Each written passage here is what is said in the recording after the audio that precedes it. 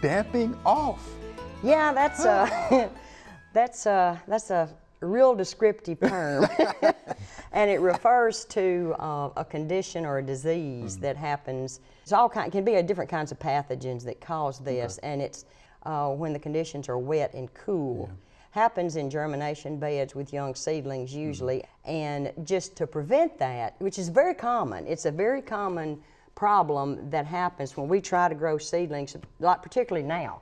We want to grow something on the windowsill, you know, it's still cool and kind of damp there by the window or whatever, so you get little old seedlings that just flop over. They die, the stem will die at the soil level and they just flop over, you know, damping off. They fall off or fall over. But you can prevent that by not putting them in cool and wet conditions if you've got a little germination tray or something, or using a sterile mix, like go buy one of those soilless mixes. Don't get it out of your yard, which could be full of those kind of pathogens. So that's a good way to prevent it too. Always start with fresh mix for your germination beds. Wow, that was quick. If you want quick gardening tips, just subscribe below.